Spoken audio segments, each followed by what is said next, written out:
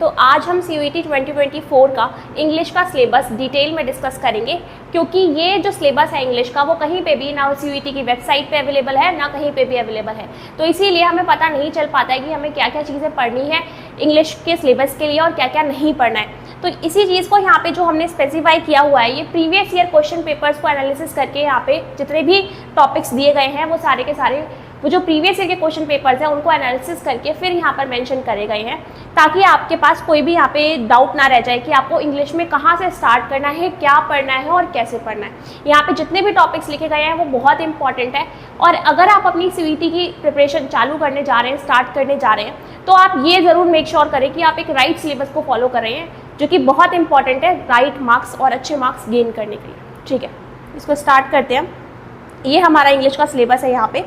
तो आप देखेंगे कि रीडिंग कॉम्प्रिहेंशन और अनसीन पैसेज जो है वो आते हैं, और कई बार ऐसा होता है कि बहुत ज़्यादा अनसीन पैसेज जो है वो अच्छा खासा इसका वेटेज जो है वो एग्जाम में रहता है। फिर उसके बाद वोकैबुलरी सेक्शन आता है हमारा, जिसमें सिनोनिम्स, एंटोनिम्स आ जाते हैं, वर्ड मीनिंग आ जाती है, ईडियम एंड फ्रेजेस आ जाते हैं, फ्रेजल वर्ब आ जाते हैं, वन वर्ड सब्स्टिट्यूशन आ जाता है, और स्पेलिंग टेस्ट वगैरह भी यहाँ पे आ जाता है। फिर उसके बाद एनालॉजीज, जो कि अगर हम बेसिकली पार्ट देखें तो वो एक रीजनिंग का पार्ट है, स्टिल वो इंग्लिश में भी पूछा जाता है वो कैब से रिलेट करके, तो एनालॉजीज भी आ जाती है यहाँ पे, पैरोनिम्स भी आते हैं, होमोनिम्स भी आते हैं, और ये सारी चीज़ें यहाँ पे पूछी जाती हैं। फिर उसके बाद फिगर ऑफ स्पीच भी बहुत इंपॉर्टेंट है, जैसे कि सिमिली है, मेटाफर है, ये सारी की सारी चीज़ें पूछी जाती हैं, और ये बहुत ज़्यादा इंपॉर्टेंट है यहाँ पे कवर करना। क्लोज टेस्ट भी पूछे जाते हैं, फिलर्स पूछे जाते हैं, स्टेटमेंट और एजम्पशन के बारे में भी यहाँ पे पूछा जाता है, स्टेटमेंट एंड कंक्लूजन के बारे में पूछते हैं, कॉज एंड इफेक्ट के बारे में पूछते हैं, एजर्शन एंड रीजंस के बारे में भी यहाँ पे क्वेश्चंस दिए जाते हैं। फिर उसके बाद ऑथर्स बहुत इंपॉर्टेंट है, जो मेन ऑथर्स है आपको उनका नाम पता होना चाहिए, वो भी बहुत ज़्यादा ज़रूरी है यहाँ पे जानना, और राइटिंग स्किल्स के बारे में भी आपको पता होना चाहिए। फेमस लिटरेरी वर्क्स जितने भी हैं उनके राइटर्स कौन कौन हैं उसके बारे में भी आपको यहाँ पे नॉलेज होनी चाहिए। फिर उसके बाद बेसिक हमारा जो ग्रामर पोर्शन आ जाएगा वो बहुत इंपॉर्टेंट है, इसको कंप्लीट करना भी बहुत ज़रूरी है। तो noun, pronoun, adjectives, adverb, then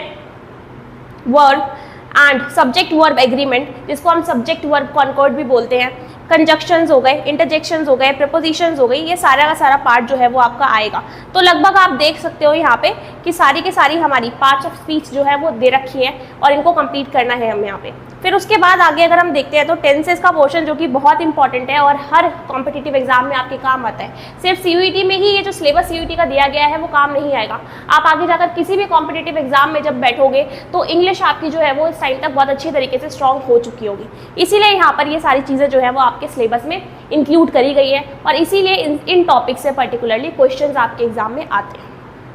tenses के बारे में पूछेगा, टेंसेस जो है वो एक बहुत अच्छा खासा वेटेज गेन करता है ग्रामर के पोर्शन में। फिर उसके बाद अगर आपने टेंसेस अच्छे से कर लिए तो आपकी एक्टिव पैसिव वॉइस, और उसके बाद अगर मैं बात करूँ एक्टिव पैसिव वॉइस और डायरेक्ट इनडायरेक्ट जो है वो ईजिली अच्छी तरीके से कवर हो जाते हैं। उसके बाद डिटर्मिनर्स आते हैं, सेंटेंसेज आते हैं, और टाइप्स ऑफ सेंटेंसेस के बारे में भी कई बार ये पूछ लेते हैं। फिर सेंटेंस इंप्रूवमेंट से रिलेटेड क्वेश्चंस आते हैं यहाँ पे, क्लॉजेज आते हैं, क्वेश्चन टैग आता है, डायरेक्ट इनडायरेक्ट तो मैंने आपको बता दिया, मॉडल्स भी आते हैं। फिर कंडीशनल सेंटेंसेस जो होते हैं उनके बारे में भी यहाँ पे आपसे पूछा जाता है, और